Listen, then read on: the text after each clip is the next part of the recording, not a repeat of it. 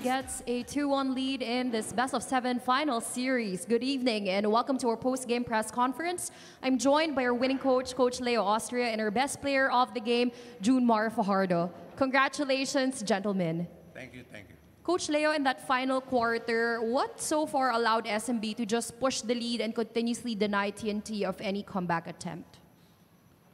I beg your pardon. Medyo, sorry. Coach Leo, in that final quarter, anong nakatulong para patuloy na mapush ng SMB ang abante at madenay ang TNT of any comeback attempt?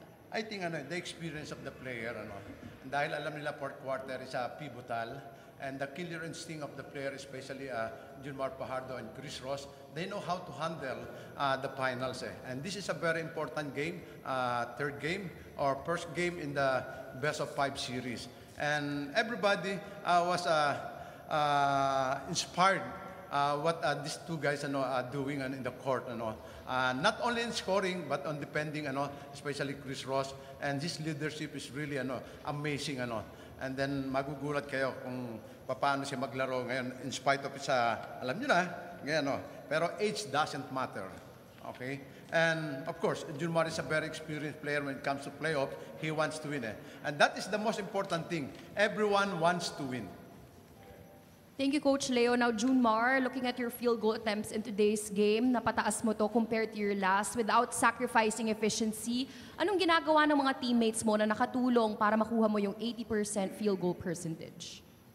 Una-una, pasalamat kami kagad na walang seryosong nasaktan sa game na to. Alam namin na physical yung game na to. And sana yung mga may injury, sana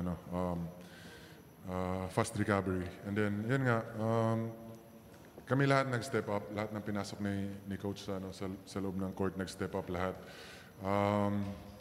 Yun, sinunod namin yung plays namin, maganda yung namin, maganda yung preparation namin. So, ayun, buti nakuha namin yung panalong to.